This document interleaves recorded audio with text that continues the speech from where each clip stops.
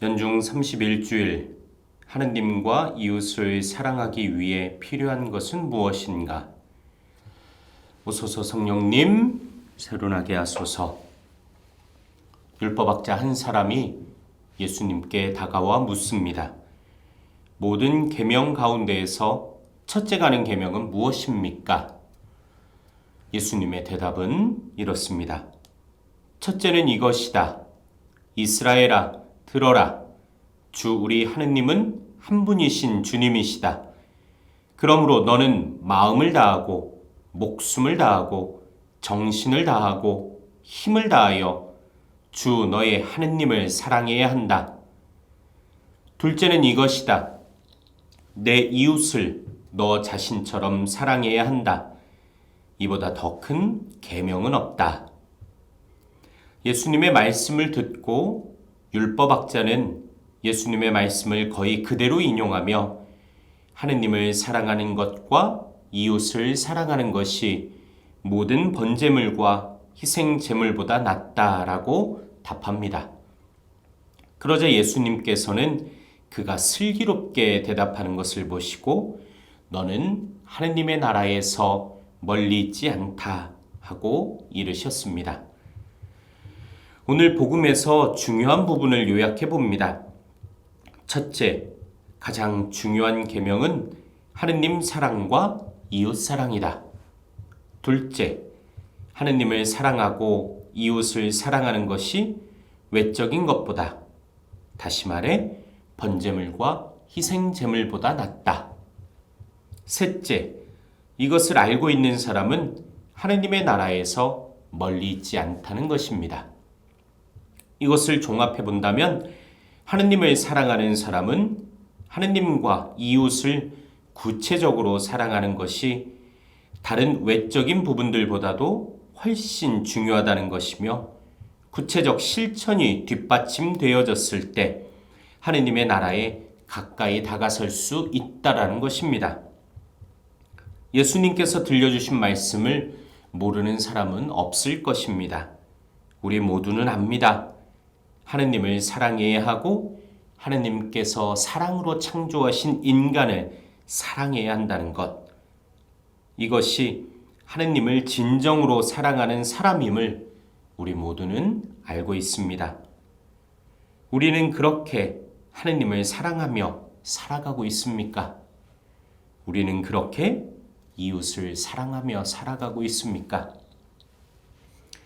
우리에게는 사랑하는 사람이 적어도 한 명 이상은 있을 것입니다. 그 사람이 나의 배우자 혹은 연인일 수 있고 가족일 수도 있고 진정으로 아끼는 사람일 수도 있습니다. 사랑하는 사람은 그 행동에 있어 금방 알아볼 수 있습니다. 눈에 콩깍지가 씌었다라고 말하듯 바라보는 눈빛도 행동하는 모습도 말투도 평소와는 다른 누가 봐도 사랑에 빠진 사람임을 금방 알아볼 수 있습니다. 그렇다면 우리는 어떤 눈빛으로 하느님을 바라보아야 하고 하느님께 말씀드리고 있으며 얼마나 하느님의 말씀에 귀를 기울이고 있는지를 되짚어 본다면 우리가 하느님을 사랑하고 있는지 그렇지 않은지를 금세 알아볼 수 있을 것입니다. 또한 수많은 사람들에 둘러싸여 살아가고 있는 우리의 모습 속에서 우리는 그들을 어떻게 바라보고 있고 또 그들을 향해 어떻게 말하고 있는지를 본다면 우리가 이웃을 사랑하고 있는지 그렇지 않은지를 금방 알 수 있을 것입니다. 매일 반복되는 듯한 일상 속에서 하느님을 사랑하고 이웃을 사랑할 수 있는 방법은 무엇이 있을까를 생각해 봅니다. 일독서의 신명기 말씀을 상기해 봅니다. 너희는 마음을 다하고 목숨을 다하고 힘을 다하여 주 너희 하느님을 사랑해야 한다. 하느님과 이웃을 사랑하며 지낼 수 있는 방법은 누군가로부터 어느 기회에 우연치 않게 습득되어지는 것이 아님을 잘 알고 계실 것입니다. 제가 늘 농담처럼 이야기하듯 술과 기도는 꾸준히 해야 는다라는 것처럼 우리의 일도 기도도 하느님을 사랑하는 것도 꾸준히 해야만 하는 것입니다. 저도 그렇고 여러분도 그렇고 다 자신의 일에 있어서는 전문가이듯 어떻게 그 경지 혹은 그 위치에 올라와 있는지를 생각해 보면 그냥 되는 것이 아니라는 것을 너무나도 잘 알고 있습니다. 하느님을 사랑하는 것도 마찬가지라 생각합니다. 그냥 되는 것이 아닙니다. 마음을 다하고 목숨을 다하고 힘을 다해야만 보이지 않는 하느님을 사랑할 수 있습니다. 그래서 우리는 하느님을 사랑하기 위한 아주 좋은 방법을 매일 여러 번 하고 있습니다. 바로 그것은 성호를 긋는 것입니다. 아침에 일어나서 밥을 하루 3번 먹으면서 저녁에 자기 전에 매일 혹은 가끔씩 바치고 있는 묵주기도를 할 때에 우리는 성호경을 긋습니다.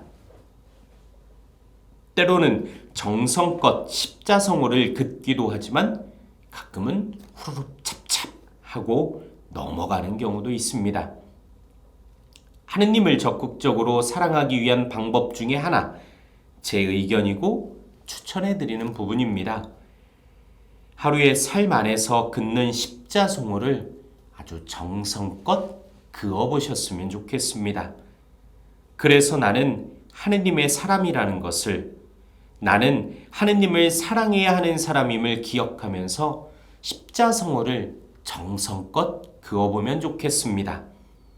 그렇게 십자성호를 정성껏 그으며 우리가 해야 할 일을 기억하려고 할 때 그 작은 노력을 통해 마음을 다하고 정성을 다하고 힘을 다해 하느님을 사랑하는 첫 걸음이 될 것입니다. 그렇게 하다 보면 하느님을 적극적으로 사랑할 수 있게 되는 동시에 눈에 보이는 이웃을 또한 사랑하게 될 것입니다. 예수님이 말씀하십니다.